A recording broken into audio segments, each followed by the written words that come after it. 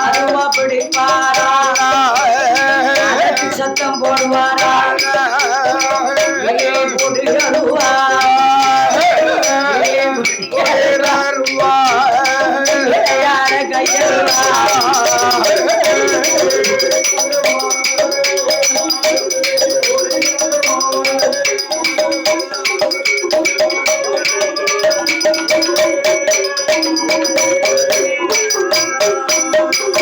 தங்கி நல்ல முடியருவா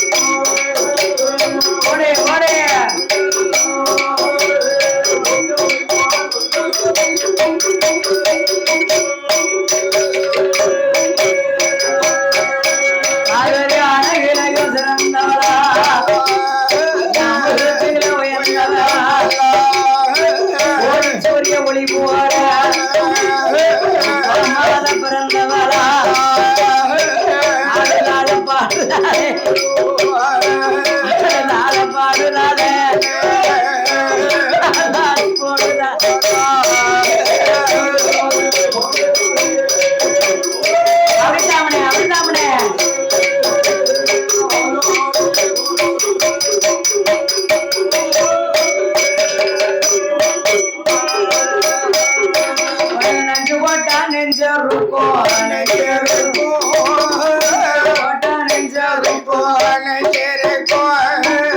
அடிக்காம வேலையுமா போட்ட கொடியிருக்கும் வேலையும்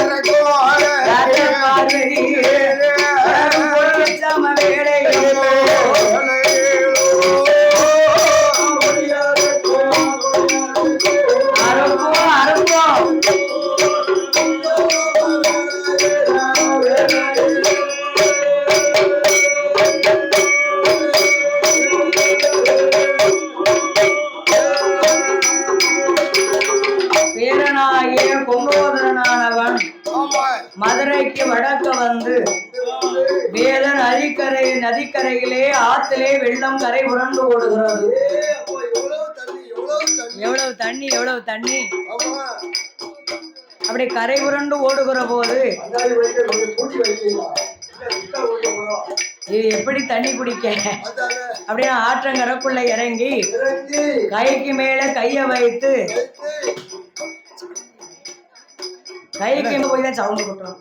கைக்கு மேலே கையை வைத்து தண்ணீர் குடித்தான். வேத நதி என்ற திருப்பெயர் மாறி அந்த ஆற்றங்கரைக்கு வைகை ஆறு என்று பேர் கொடுத்தார். என்ன கை? ஆமா, கைய வைகை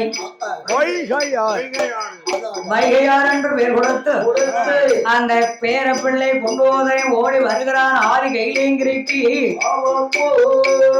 ஐயா எப்ப குண்டோதரா சாப்பிட்டியா? 1000 கோட்டை அரிசியும் சாப்பிட்டேன், தண்ணி கேட்டேன். மதுரைக்கு வடக்க போ சொல்லிட்டார் நம்ம தாத்தா.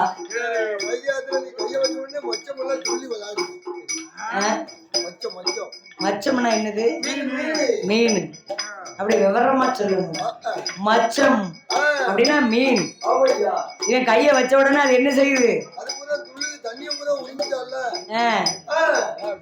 தண்ணி போயிருச்சுன்னு சொன்னா மச்சம் கிடக்குமா உயிரோட? மச்சம் உடனே மாண்டு போகும்.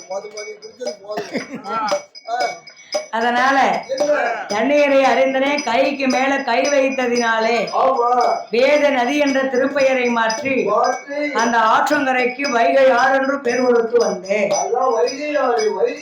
அப்படியா வைகை ஆறு என்று பேர் கொடுத்தேன் என்று அப்பா சிவனிடத்திலே சொன்ன போது சர்க்கராஜ மண்ணே நம்ம பார்வதியே பகவா வந்தாரா பண்டார வந்தாரா ஆண்டி வந்து திருமணம் செய்தாரா இல்லை அருந்தான் வந்தாரா என்று ஆண்டவன் மேலே ஆங்கார கோபம் கொண்டு 50 அடி அகலம், கிட்டத்தட்ட 60 அடி நீளம். ஆழக்குழி அமைத்தும் ஆழம் கொச்சி அரசம் கொச்சி பொங்கும் கொச்சி புளியம் கொச்சி பன்னீர் கொச்சி சந்தனம் கொச்சி எரிக்கலம் கொச்சி 7 வகை பிறக்கி தர்க்கராசமண்ணே ஆண்டவம் பகவானை இருந்து எப்படி அக்கினிய விளக்குறார் தெரியுமா? சமே தர்க்க மோட்டே ராஜமண்ணே ஆண்டவனை எழுப்பா அக்கினிய வளப்பா எழுப்பாரா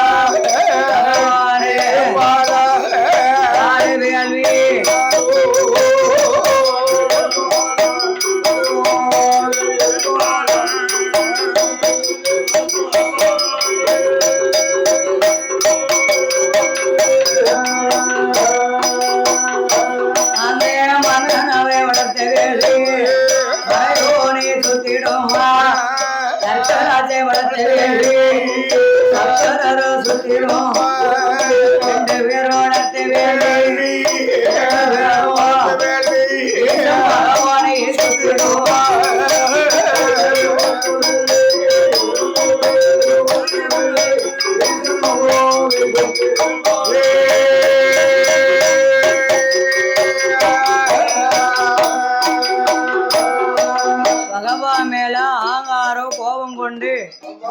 தர்க்கமணிராஜனும் அவர் தேவியாகி அம்மை தார்காவள்ளி பண்ணாலும் தார்காபுரத்துல தணல் அக்கினி 3 டேப் போட்டிருக்கல 3 டேப்பு அதை பார்த்துக்கோங்க.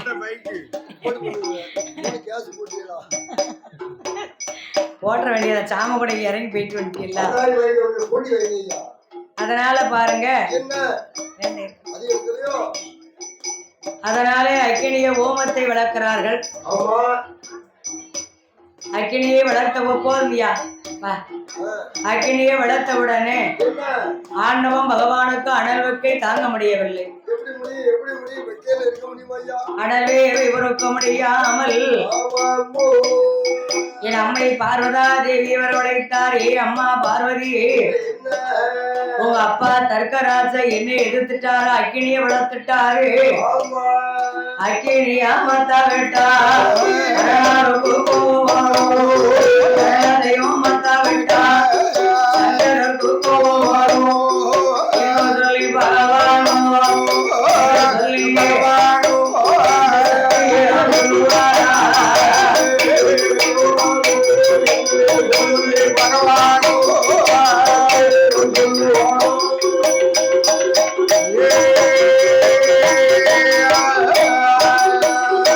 உடனே அம்பிகையா பார்வையா சரஸ்வதியா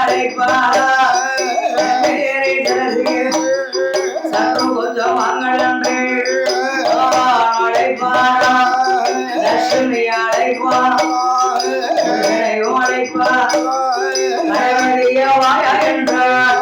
கடவரிய கருத்து கொஞ்சம் கேடு என்றார்.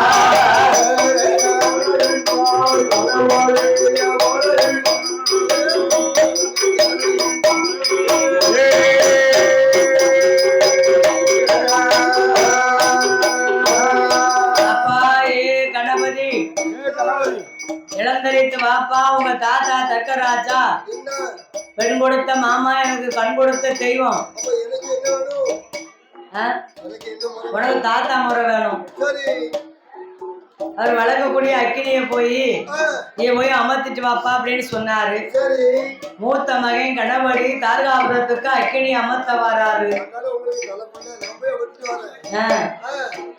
கணவருக்கு பிடித்த அப்பாவோட அதிரசம் அவல் பொரிகடலை மோத கொலக்கட்டை சுண்டோடு சக்கரை பொங்கல் தர்க்கராஜா அத்தனையும் குமித்தெடுத்து வைத்தார்.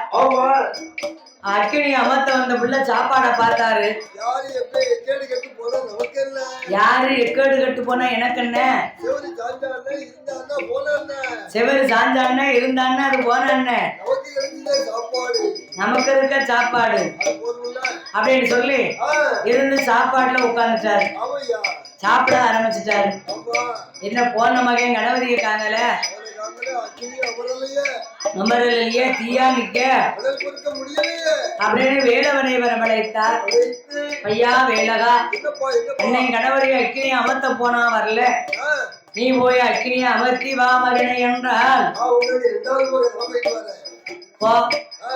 பாலசுப்பிரமணியன் என் முருகப்பெருமான் வருஷ மகிழ் மீது பாலசுப்பிரமணியன் பறந்து வருகிற போது முருகனுக்கு பிடிச்சது என்னது? ஆடல் பாடல். குரத்திய கண்டா கூட போவாரு. 2 நல்ல குரப்பெண்களை ஆட விட்டார். முருகனோடு குரத்தியாட்டம் கண்ட போது இடங்களெல்லாம்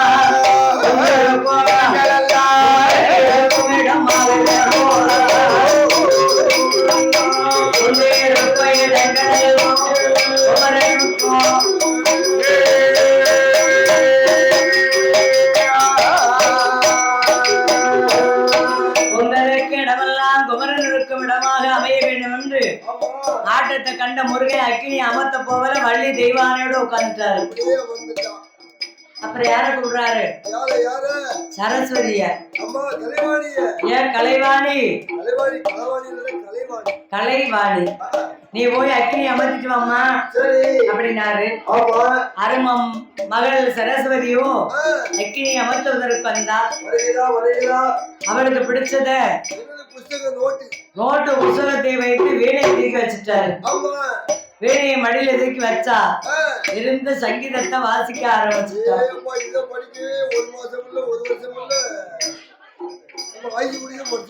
படிச்சுக்கிட்டே இருக்கலாம். அவ போனா படிப்புல உட்கார்ந்துட்டா. அப்ப என் அம்மா லட்சுமி, என் தாயி லட்சுமி, உன் மகை கூப்பிடுதான்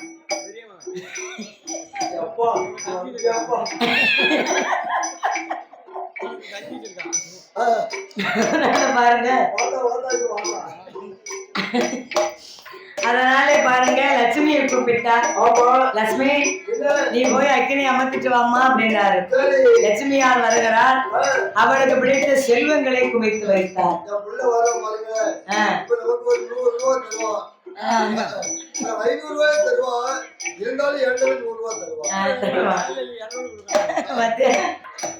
உங்க பிள்ளையா?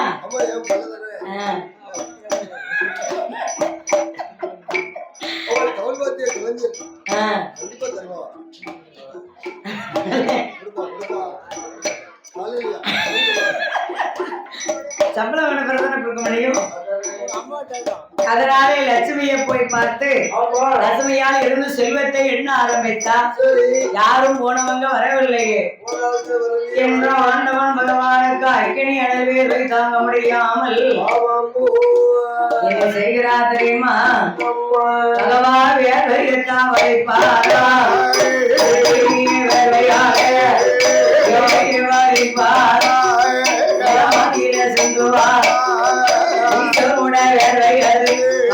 பாதையிலே தைத்த போது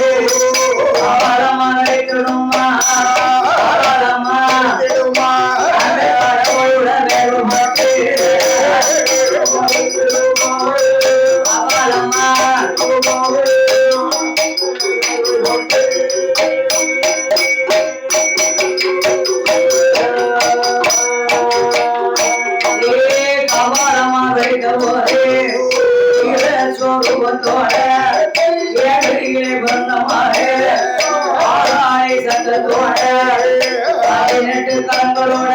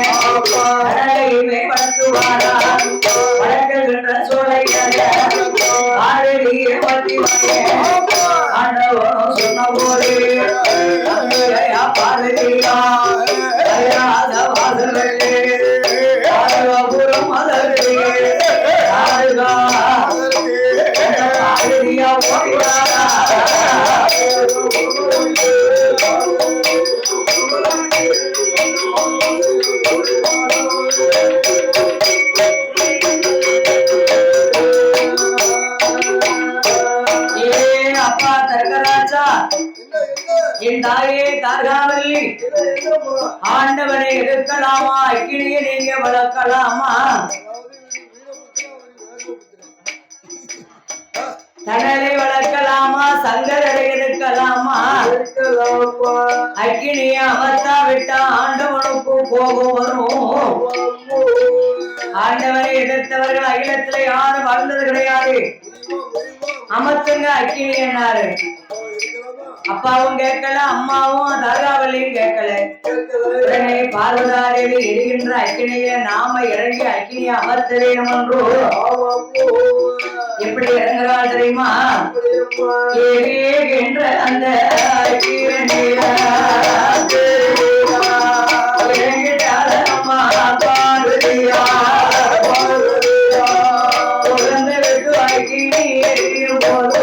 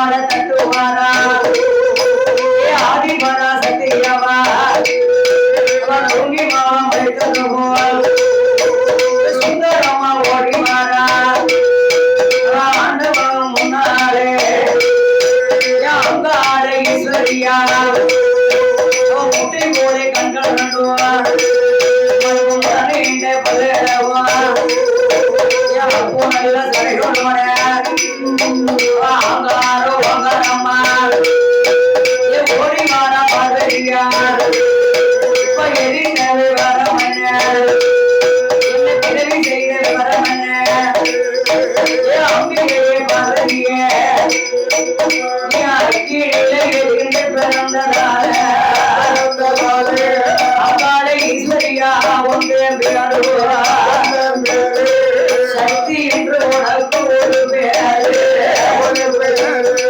பார்வதியா என்று சொல்லி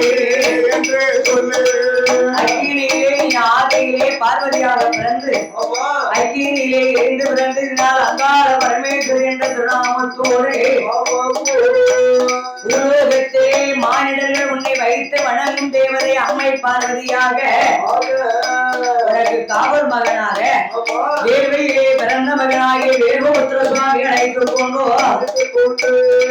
பூலோகத்திலே போய் உனக்கு முன்னால் நான் சிவனாக அமர மாட்டேன், நந்தி பகவானாக நந்தி ஈசனாக பார்வதிக்கு காட்சி தருகிறேன் என்று ஆக்குவாரோ அழைக்குவாரோ 1008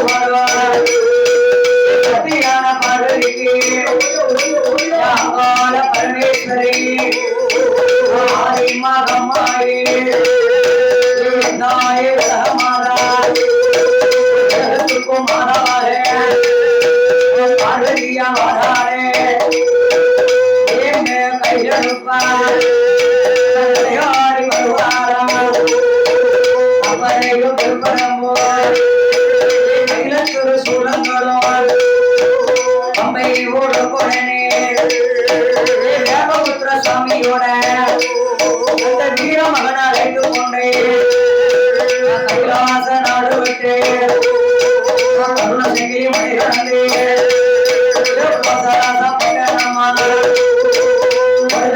நாடு விட்டு 8 நாட்டு கடல் விட்டு மணி கடந்து சதுரகிரி மலையை விட்டு சொந்தமா விட்டு எங்க நாம போவோம் என்று வேகபுத்திர சுவாமியோட நந்தி பகவானோட நாயகியா பார்வதியா எங்க வரானா சேர்ந்த இடம் 1008 சுபதனமும் 108 திருப்பதியும் நம்ம தன்மனங்கி காசியிலே விசாலாட்சியாகவும் அண்ணாமலையிலே உண்ணாமலையாகவும் மதுரையிலே மங்கை மீனாட்சியாகவும் தென்காசியிலே காசி விஸ்வநாதருக்கு பக்கத்துல விஜயாலாட்சியாகவும் பாவநாசத்திலே பாத உலகம்மாளாகவும் கல்யாணிபுரத்துல எப்படி இருக்கா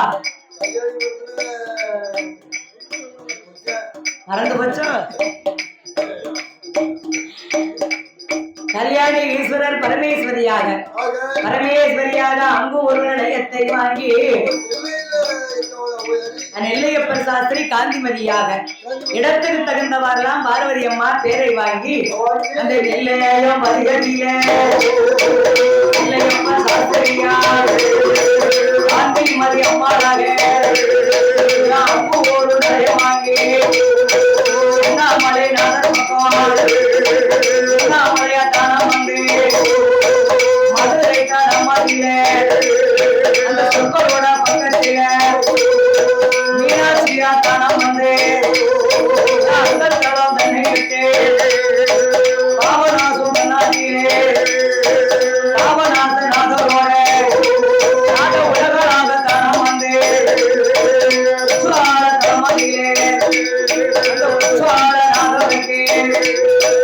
உலக தானம் வந்து சோதனைகள் இல்லாமல் மாநிலரை அடிமை கொள்ள தன்னை விட்டு கடந்து மேலாமணி பாதை போனே தென்காசி நகரத்தில யானை மடம் பக்கத்தில அந்த பழனி ஆண்டவர் தான் வழங்கி மேல சங்கர கோவில் தன்னாட்டிலே அந்த சங்கரன் ஐயாரையும் அங்கு கோமதியா நிறைய வாங்கி அங்கு அடிமை கொண்டோம் தென்காசி தன்னாட்டிலே உலகம்மா வாசலில காசி விஸ்வநாதரோடு விசாலாட்சியாக தானம் வந்து வாக்கு பெற்ற வரங்கள் பெற்று எங்க நாம போகும் என்றோ தென்காசி தன்னை விட்டு பாலத்தை கடந்து அந்த 21 பாலத்துல கருப்பசாமி இலக்கியமோ இன்பமோட தான் வணங்கி பார்வதியும் வேர்மபுத்திரன் நந்தி பகவானோட எங்க வாரானா ஆசாத்து நகர் போனே தன் வணங்கி அடிமை கொண்டே முகம் தான் திரும்பி அழுத கண்ணீர் ஆறு விட்டு அழுத கண்ணீர் ஆறுனா அந்த தென்காசி வாய்க்காப்பாலத்தை கடந்து சுடல கோயில கழிச்சு கிழக்கடிக்கு திருநெல்வேலி ரோட்ல வருதுல அதுக்கு தென் பக்கத்துல பாருங்க ஒரு ஆறு ஒரு கிடங்கு மாதிரி இருக்கும் ஓட மாதிரிதான் இருக்கு அது ஒரு பெரிய ஆறு தான் அதுல பாருங்க அந்த ஆத்தங்கரையில இருந்து அந்த தண்ணி எப்பொழுதும் சொட்டு சொட்டா வளைஞ்சு கொடுக்கும் அந்த ஆத்துக்கு பேர் தான் அழுத கண்ணி ஆறு அந்த அழுத கண்ணி ஆறு விட்டு நாம போவோம் என்று ஏர்வபுத்திர சுவாமியோட பகவானோட பார்வதியா அந்த தலந்தனை விட்டு கத்தி விளக்கு விட்டு வேட்டைக்கார உலகந்து உலத்தை விட்டு காவல் சுந்தரம் பாதை கூடி சால சோழ பாதையாக சாலை புது தன்னை விட்டு எங்க நாம